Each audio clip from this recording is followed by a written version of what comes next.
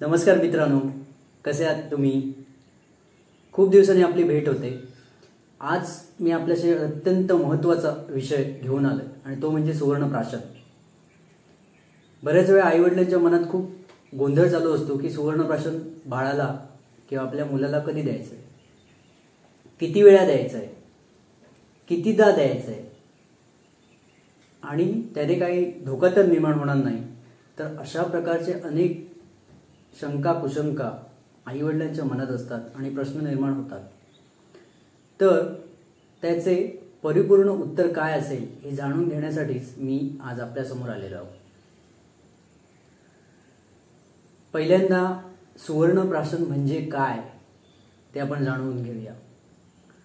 आयुर्वेदानुसार जे 16 संस्कार बाळावर करायचे आहे, षोडश संस्कार म्हणतात त्यांना, त्यापैकी एक अत्यंत महत्त्वपूर्ण संस्कार म्हणजे सुवर्णप्राशन होय। लक्षात ठेवा, सुवर्णप्राशन ही फक्त औषध नाही तर तो एक संस्कार आहे आणि तो प्रत्येक छोट्या बाळाला मिळालाच पाहिजे। तो त्याचा अधिकार आहे, हक्क आहे, हे लक्षात ठेवा। सुवर्णप्राशनाने नक्की काय होतं? तर सुवर्णप्राशनाने मेधा म्हणजे बुद्धीवर परिणाम होतो। बुद्धी चांगल्या प्रकारे वाढते।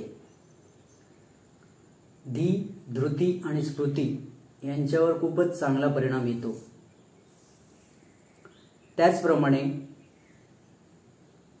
त्याची पचनशक्ती सुधारते, अग्नी चांगला होतो, शरीर सुदृढ बनते। त्याचप्रमाणे तो मुलगा जर ताणतणावातून जात असेल तर ताणतणाव कमी व्हायला मदत होते।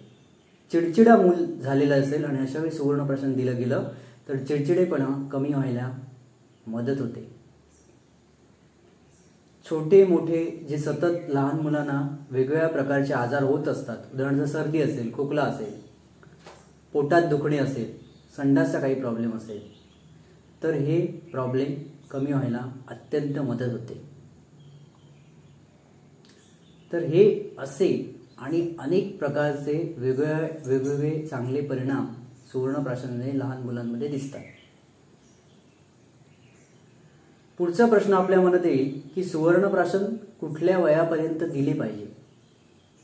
सुवर्णप्राशन हे जे औषध आहे ते जन्मल्यापासून 12 वर्षापर्यंत आपण सगळ्या मुलांना देऊ शकतो। मग आपल्या मनात येतं, सुवर्णप्राशनमध्ये नक्की असतं तरी काय? सुवर्णप्राशन हे जे औषध आहे त्याच्यामध्ये सुवर्ण भस्म हे एक महत्त्वपूर्ण अशा प्रकारचं औषध वापरलेलं असतं जे सोन्यापासून बनतात। आणि याच्यासाठी एक सगळ्यात महत्त्वाची गोष्ट सांगू इच्छितो की आज सोनं नक्की किती किमतीला मिळतं हे आपल्याला नक्की माहीत असेलच। त्याच्यापासून सुवर्ण भस्म औषधी फॉर्ममध्ये बनवलं जातं आणि ते या सुवर्णप्राशन या औषधात वापरलं जातं। त्याचबरोबर ब्राह्मी, शंखपुष्पी, वेखंड आणि अशी अनेक प्रकारची वनस्पती द्रव्ये आहेत जी मुलांच्या वाढीसाठी मदत करतात। ती प्लस तूप आणि मध हे सगळं एकत्र करून सुवर्णप्राशनाचं औषध बनवलेलं असतं। मग किती काळपर्यंत हे औषध घ्यायला पाहिजे असा प्रश्न आपल्या डोक्यात आलाच असेल। आयुर्वेदीय ग्रंथाप्रमाणे हे औषध निदान रोज 6 महिने तरी घेतलं पाहिजे। आणि 6 महिने जर औषध लहान मुलाने घेतलं असेल तर हा मुलगा श्रुतधर होतो। श्रुतधर म्हणजे जे तो ऐकतो ते चांगल्या प्रकारे त्याच्या लक्षात राहतं फार काळपर्यंत। अशा प्रकारची त्याची स्मरणशक्ती वाढीस लागते। त्याच्या पुढे अजून एक गोष्ट सांगू इच्छितो की लवकरात लवकर हे जर औषध लहान मुलांना दिलं गेलं म्हणजे 3 वर्षापर्यंत त्यांच्या मेंदूची वाढ बऱ्यापैकी होत असते।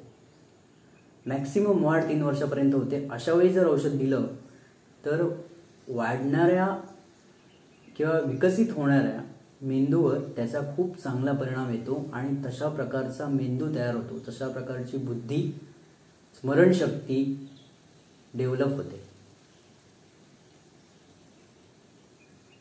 त्याच्यामुळे माझे असे सजेशन असेल आपल्याला की जास्तीत जास्त 3 वर्षाच्या आत हे औषध मुलाला दररोज 6 महिन्यापर्यंत नक्की द्यावे. आणि ज्यांना 3 वर्षापर्यंत देणं शक्य झालं नसेल त्यांनी 12 वर्षापर्यंत आपल्या मुलांना वेगवेगळ्या डोसेसमध्ये हे औषध रोज 6 महिने नक्की द्यायला हवं. त्याच्यामुळे आपल्याला अपेक्षित ते परिणाम दिसून येतात. मुलांची जी अभ्यासातली ग्रहणशक्ती असते, विषय ग्रहण करायची, ती सुधारते. एकाग्रता वाढीस लागते. झोप नसेल तर झोप चांगली यायला लागते. अशा प्रकारच्या अनेक गोष्टी आमच्या गेल्या 12 वर्षाच्या मुलांवरील सुवर्णप्राशनच्या औषधाने दिसून आलेले आहेत. त्याच्यामुळे हे औषध आपण आपल्या बाळाला, मुलाला एकदा तरी नक्की द्यायला हवं. आणि हा जो परिणाम असतो तो जवळजवळ कायमस्वरूपी असतो. मग आपल्याला अशा प्रकारचं हुशार मूल हवं असं प्रत्येकाला वाटते की नाही? जर आपलं होय असं उत्तर असेल तर नक्की आपण आपल्या बाळाला सुवर्णप्राशन एकदा तरी द्यावंच. आमच्याकडे जी मुलं येतात ती जवळजवळ 6 महिने सुवर्णप्राशन तर त्यांनी पूर्ण केलं आहेच, पण 1 वर्ष सुवर्णप्राशन पूर्ण करणारी मुलं पण आहेत. आणि त्यांच्यामध्ये आम्ही घेतलेले रिझल्ट हे अतिशय ट्रुमेंडस आहेत. पचनशक्ती सुधारण्यापासून तर अजून बऱ्याचशा छोट्या मोठ्या तक्रारी त्यांच्या गायब झाल्या. त्यांचे सतत होणारे आजार आहे ते नाहीसे झाले. पुढची एक मनात आपल्या शंका असेल की सुवर्णप्राशन औषध आहे, मग कुठून घ्यावं? तर मी एवढंच सांगेन की आपल्या जवळील आयुर्वेदिक प्रॅक्टिस करणारे वैद्य असतील, डॉक्टर असतील, तर त्यांच्याकडूनच सुवर्णप्राशन हे औषध घेतलं गेलं पाहिजे. कारण त्यांना या ह्याच्यातली खूप सुंदर अशा प्रकारची आणि योग्य माहिती असते त्यांच्याकडे. आणि तुमच्या मुलाच्या वयानुसार वेगवेगळ्या डोसेसमध्ये ते औषध बनवून देऊ शकतात. हे लक्षात ठेवा. इतर कुठल्याही कंपनीचं म्हणा किंवा इतर कुठल्या तरी अनोळखी सोर्सेसमधून किंवा ऑनलाईन प्रकारातून औषध शक्यतो खरेदी करू नये. कारण सुवर्णप्राशन या औषधाच्या वेळी लहान मुलांना किंवा मुलांना तपासण्याची गरज असते आणि तपासूनच ते औषध द्यायचं असतं. त्याचप्रमाणे ते औषध रोज द्यायचं आहे, तर मग कधी द्यायचं नाही असा प्रश्न पण आपल्या मनात आला असेल तर आपल्या जवळील जे वैद्य असतील, डॉक्टर असतील, आयुर्वेदाचार्य असतील, यांच्याशी संपर्क करून आपल्या मुलाची तपासणी करून घ्या आणि ते आपल्याला निश्चितपणे सांगतील हे कधी देऊ नये आणि कधी द्यावं. तर अशा प्रकारचा